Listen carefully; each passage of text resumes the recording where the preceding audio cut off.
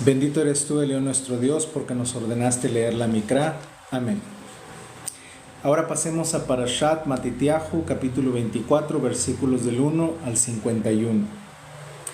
Cuando Yehoshua salía y se alejaba del Beit Hamikdash, se le acercaron sus discípulos y le llamaron la atención hacia los edificios del templo. Pero él le respondió: ¿ven todo esto? Pues en verdad les digo que aquí no quedará piedra sobre piedra que no derriben. Estando él sentado en el monte de los olivos, sus discípulos se le acercaron reservadamente y le dijeron: Dinos, ¿cuándo sucederán estas cosas? ¿Y qué señal habrá de tu venida y del fin del mundo? Yehoshua respondió diciéndoles: Miren que nadie los engañe, porque muchos vendrán en mi nombre diciendo: Yo soy el Mesías, y engañarán a muchos. Oirán hablar de guerras y rumores de guerras. No se confundan, porque es necesario que sucedan estas cosas, pero todavía no es el fin. Porque se levantará nación contra nación y reino contra reino, habrá hambre, terremotos por todas partes. Pero estas son cosas que son solo el comienzo del sufrimiento. Entonces los entregarán a tribulación y los matarán, y todas las naciones los odiarán por causa de mi nombre. Entonces muchos tropezarán y se traicionarán unos a otros y se aborrecerán unos a otros. Muchos falsos neviim se levantarán y engañarán a muchos, y por el aumento de la violación de la Torá se enfriará el amor de muchos. Pero el que persevere hasta el fin se salvará. Y esta buena noticia del reino se proclamará en toda la tierra habitada para testimonio a todas las naciones, y luego vendrá el fin. Por eso, cuando ustedes vean el lugar santo de la abominación desolada, de la que habló el profeta Daniel, el que lee que entienda, entonces los que estén en Yehudá huyan a los montes. El que esté en la azotea no baje a sacar algo de su casa. El que esté en el campo no vuelva atrás a recoger su manto. Pobres de las que estén embarazadas y de las que estén amamantando en aquellos días. Así que rueguen que su ida no sea en invierno ni en Shabbat, porque habrá entonces una gran tribulación como no ha habido desde el principio del mundo hasta ahora, ni la habrá jamás. Y si no se abreviaran esos días, no se salvaría nadie, pero por causa de los elegidos, aquellos días se abreviarán. Entonces, si alguien les dice: miren, aquí está el Mashiach, o está allá, no lo crean, porque se levantarán falsos Meshihim y falsos Neviim y harán grandes señales y maravillas para engañar, de serles posible aún a los escogidos. Miren que se los he dicho de antemano. Así que si les dicen: miren, está en el desierto, no salgan. Miren, está en los aposentos, no lo crean. Porque así como el relámpago sale del oriente y resplandece hasta el occidente, así será la venida del Bar Enosh. Porque donde se juntan los buitres, ahí es donde está el cadáver. Inmediatamente después de la tribulación de aquellos días el sol se oscurecerá y la luna no dará su luz. Las estrellas caerán del cielo y los poderes del cielo se conmoverán. Entonces aparecerá la señal del Bar Enosh en el cielo. Y en ese tiempo se lamentará todas las tribus de la tierra y verán al Bar Enosh viniendo sobre las nubes del cielo con gran poder y majestad. Él enviará sus mensajeros con un gran toque de trompeta para reunir a sus escogidos de los cuatro vientos, desde un extremo del cielo hasta el otro. De la higuera aprendan la analogía. Cuando su rama se pone tierna y brotan sus hojas, saben que el verano está cerca. Así pues también, ustedes cuando vean todas estas cosas, sepan que Él está cerca, a las puertas. En verdad les digo que no pasará esa generación hasta que todas estas cosas sucedan. El cielo y la tierra pasarán, pero mis palabras no pasarán. Pero en cuanto al día y la hora, nadie sabe, ni siquiera los mensajeros del cielo, ni aun el Hijo, solo Abba. Porque como en los días de Noaj, así será la venida del Bar Enosh. Pues en aquellos días, antes del diluvio, estaban comiendo y bebiendo, casándose y dándose en matrimonio, hasta que el día en que Noaj entró en el arca, y no se dieron cuenta hasta que vino el diluvio y se los llevó a todos. Así será también la venida del Bar Enosh. En ese entonces estarán dos en el campo, uno se lo llevarán y al otro lo dejarán. Dos mujeres estarán moliendo en un molino, una será llevada y la otra será dejada. Así que manténganse alerta porque no saben en qué día viene su maestro. Pero sepan esto, que si el padre de familia supiera a qué hora habría de venir el ladrón, se quedaría despierto y no dejaría que escalaran su casa. Así que estén preparados ustedes también, porque a la hora que no piensan, vendrá el Barenosh. ¿Quién es el sirviente fiel y prudente a quien su amo puso a cargo de su familia para que les dé alimento a su debido tiempo? Feliz aquel sirviente a quien su amo cuando venga lo encuentre haciéndolo así. En verdad les digo que lo pondrá sobre todos sus bienes. Pero si el sirviente es malo y dice en su corazón mi amo tarda, y si comienza a golpear a sus compañeros de servicio, y si come y bebe con los borrachos, el amo de aquel sirviente vendrá en el día que él no lo espera y a la hora que no lo sabe, y lo castigará duramente y le asignará un lugar con los hipócritas. Allí será el llanto y el crujir de dientes. Bendito eres tú, Elión nuestro Dios, porque nos ordenaste leer la Mikra. Amén.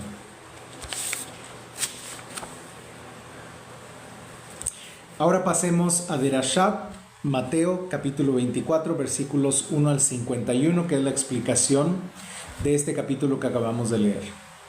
Hoy vamos a reflexionar sobre el capítulo 24 de Mateo, un capítulo que ha generado asombro, temor y esperanza a lo largo de los siglos. Aquí el Maestro Jesús responde a las preguntas de sus discípulos acerca del fin del templo, del Beit HaMikdash en Jerusalén, del fin de la era y de la venida del Hijo del Hombre, que en arameo se llama Barenosh.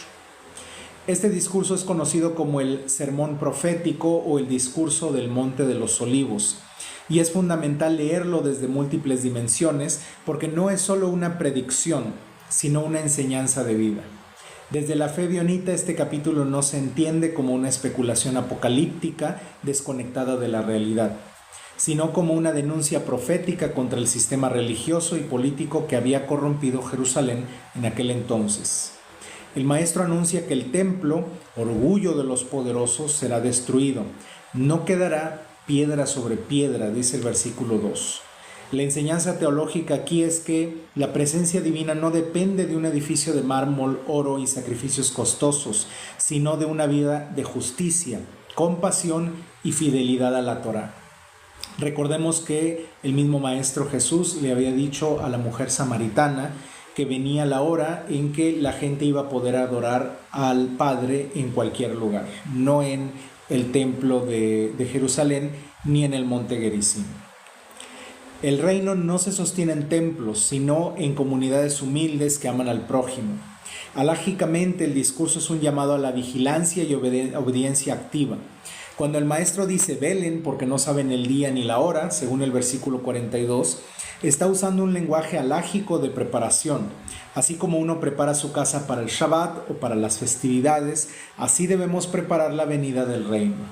Esto implica observar la Torá en lo concreto, la tzedaká, el rechazo a la avaricia, el compartir con los necesitados, el cumplimiento de Shabbat, la pureza en los negocios, etc. La halajá ebionita es práctica. Cada mitzvah es una forma de esperar el reino de Elohim. Históricamente el discurso se cumplió en gran medida con la destrucción del Beit HaMikdash en el año 70. Era común bajo el general Tito y las regiones romanas. La guerra, el hambre, los falsos mesías y la persecución fueron realidades palpables. Los discípulos de Jesús, según la tradición, sobrevivieron porque recordaron sus palabras y huyeron a Pella y otros lugares cercanos. Esto nos enseña que las profecías no son fantasías, sino advertencias que se encarnan en la historia. Cuando las sociedades olvidan la justicia, los imperios caen. Y es inevitable. En lo psicológico, este capítulo describe el miedo humano ante la incertidumbre. Habrá guerras, rumores de guerras, hambres, terremotos, todo esto en los versículos 6 y 7. El maestro no niega estas angustias, pero dice, no se espanten porque es necesario que todo esto acontezca, dice el versículo 6.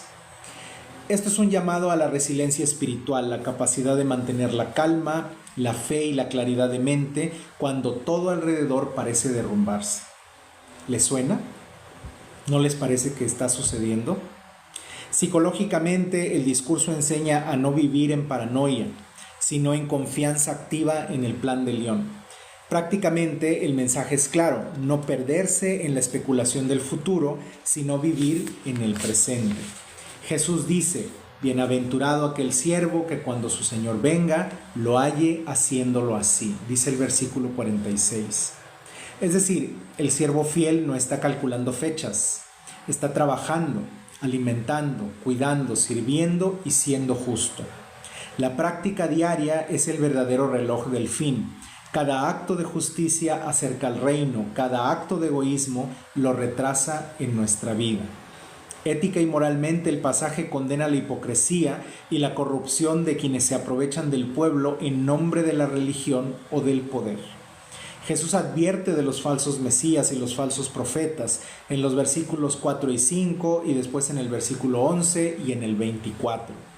La enseñanza es clara: no se mide la verdad por los milagros, sino por la justicia.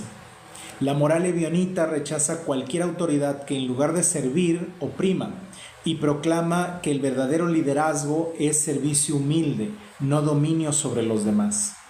Desde una mirada científica, los fenómenos que Jesús menciona, terremotos, hambrunas, pestes, son parte de la dinámica natural del planeta y de la fragilidad de los sistemas humanos. Lo sorprendente es cómo el Maestro los conecta con la dimensión espiritual. Es un principio de dolores de parto, dice el versículo 8. La ciencia nos muestra que el clima errático, las pandemias y los colapsos económicos no son castigos sobrenaturales, sino consecuencias de las decisiones humanas. Aquí la ciencia se une con la profecía. Cuando la humanidad rompe la armonía con la creación y con la justicia, vienen las crisis. Lingüísticamente, el texto está lleno de símbolos hebraicos. Por ejemplo, el Hijo del Hombre, que en hebreo es Ben Adam y en arameo Bar Enosh, evoca a Daniel capítulo 7 y la figura que recibe dominio después del juicio de las bestias, imperios. No es un título de poder militar, sino de humanidad restaurada. La palabra griega parousia o venida no significa simplemente llegar, sino presencia manifestada. Recordemos que aunque el libro de Mateo fue escrito originalmente en hebreo o en arameo, la traducción más popular es la griega. Es decir, no solo un evento futuro, sino una realidad que ya comienza cuando la comunidad vive según el reino. Mateo 24 no es un mapa secreto del fin del mundo, sino una guía para vivir fielmente en medio de crisis históricas, sociales y personales. Teológicamente nos recuerda que el reino no depende de templos ni sistemas humanos. Alágicamente nos llama a estar preparados con mitzvot concretas. Históricamente muestra que la injusticia siempre termina en la ruina, tarde o temprano. Psicológicamente enseña a no vivir en miedo, sino en confianza. Prácticamente nos manda a servir y a ser hallados fieles. Ética y moralmente denuncia a los falsos líderes y propone el servicio humilde. Científicamente confirma que las crisis son consecuencia de la ruptura de la armonía con la creación.